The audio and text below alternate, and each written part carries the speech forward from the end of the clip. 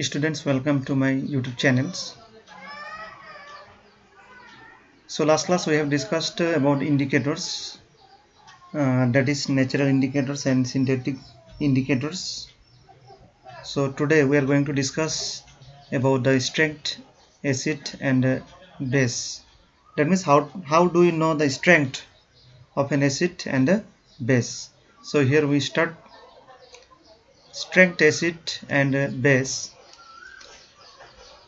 The strength of an acid and a base depends upon the number of hydrogen ions or number of hydroxide ions. Okay, first and foremost you should know the strength of an acid depends upon the hydrogen ions and the bases depends upon the hydroxide ions. So here greater the number of hydrogen ions will be the stronger is the acid. Okay, the more hydrogen ions, stronger is that acid. At the same time, greater the number of hydroxide ions, stronger is the base. Clear? So it is very simple. You should not get any confusion about that. And next we have pH scale. It's very important, a kind of scale which is used generally to see whether a given solution or substance it is acidic or basic medium. So it is a scale used for measuring concentration of hydrogen ions. The P, the letter P in the pH stands for Potenz, which means power in German. In the language of German it is power, Potenz. So pH means power of hydrogen ions. So you should remember that pH power of hydrogen ions. Okay. So here we have the range of pH scale. So it starts from 0 to 14 and the middle point is 7. So here very clearly 0 is most acidic and 14 is most basic and the middle point, that is 7, is neutral substances. Okay, so from this neutral substance, as you move backward, that means left hand side, the number of hydrogen ions will be increasing and the given substance is acidic. Okay, at the same time, from the midpoint or this neutral point 7, if you move right hand side, the number of hydroxide ions will be increasing, so the given substance is basics. And if the pH is equal to 7, the substance is a neutral. For example, you can have pure water is a good example of neutral substance, and also our blood also neutral substance. The reason is what actually pure blood or pure water is neutral because because of actually they don't have the free ions to combine with other ions. So main point is what pure water or blood, they do not have free ion. That means due to the lack of free ions they are neutral. It's very important for you. So next we have a table for the pH scale.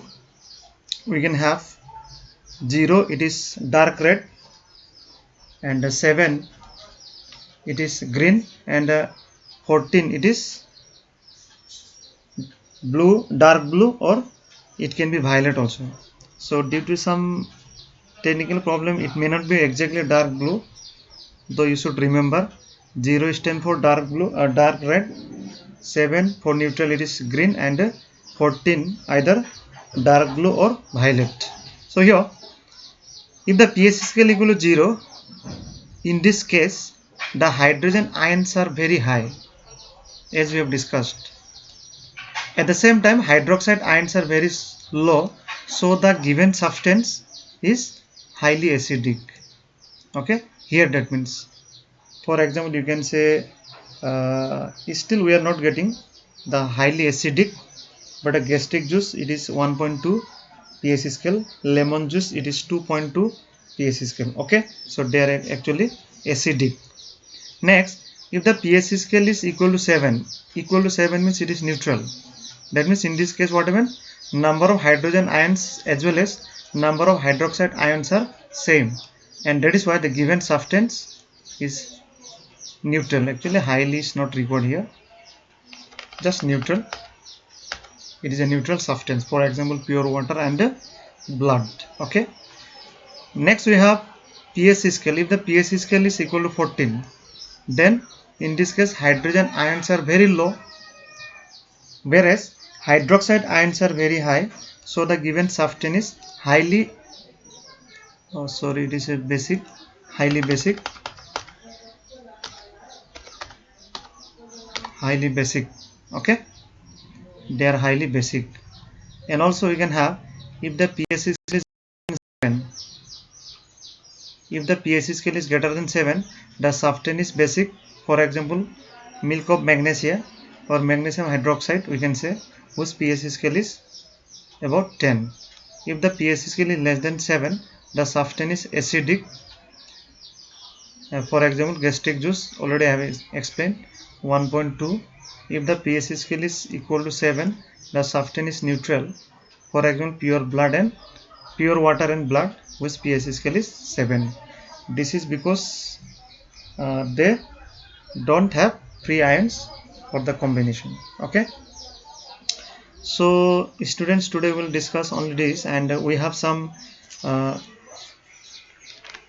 importance of pH scale in our day-to-day life, like pH scale in our digestive system.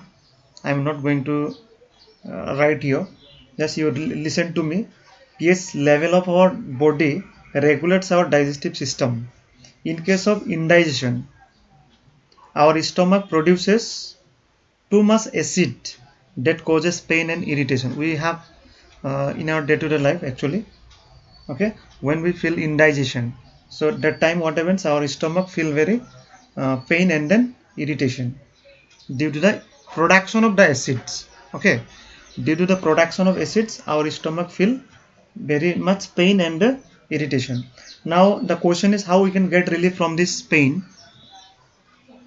If it is caused by due to the acid, definitely by adding some bases, this can be neutralized. Okay, that is why to get relief from this pain, milk of magnesia, a basic substance, is used as a medicine, which is called antacid. Antacid. Okay, acilog, very often we say antacid. So actually what happens, it, that means that antacid neutralizes the excess acid, and we get relief from that. Secondly, pH scale of acid rain. So what happens when pH scale of acid water, so when pH of rainwater actually is less than 5.6, if the rainwater, if the pH scale of rainwater is less than 5.6, that means below this one, then that particular rainwater is called acid rain. Okay, and what is the problem actually, when this acid rain flows into the rivers, this also get acidic. That means this rainwater also get, that river water also get acidic, and that causes a threaten to the survival of aquatic lives like fish and other aquatic animals. Next, pH of soil. In soil also it happens, and farmers very often use this technique. Plants require a specific range of pH for their healthy growth. If the pH of soil of any particular place is less or more than the normal, that means suppose less than 7, it is acidic, that particular soil is acidic. And if the soil is greater than, if the pH of that particular soil is greater than 7, it is basic. Now suppose if a particular soil is getting acidic, the farmers, what they will do, they use basic solutions to neutralize these acids, so that that particular piece of land will be very fertile, and a lot of crops can be grown very easily. Okay, suppose that piece of land can be basic also. If the piece of land is basic, then farmers add their acidic solution or acidic substance to neutralize the basic substances. Okay, and that is why it is very familiar for the farmers as they use for their better crop plantation and so on. Next we have the tooth decay and the PEC scale. How it is connected with the tooth decay? So as we know, students, when we take our food, bacteria present in the mouth, okay, produce acids by the sugars and the food particles which is left out in the mouth. That is a kind of mild acid. It is produced by this bacteria, and acid, as we are saying acid, due to this acid so form, our tooth may get pain or may get damage. Okay, and that is why very frequently we have been using early in the morning using toothpaste which is generally basic, can neutralize the excess acid and prevent tooth decay from that. Understood? Next I will discuss bee sting. Sometimes we may stung by any insect. So when insect like a honeybee, ant, etc. bite in our body, they generally what happen, they inject, they gives or releases an acid, and that acid is known as formic acid or methanoic acid. And this acids cause pain and irritation in our body or generally in the skin. And when we use a weak base like baking soda on it, we can get relief from that pain or irritation. So these are some important of pH scale in our day-to-day life or everyday life. So students, today we will discuss only this, and I hope you have understood, and I also request you to please follow the textbook. So with this I will end my video. Thank you.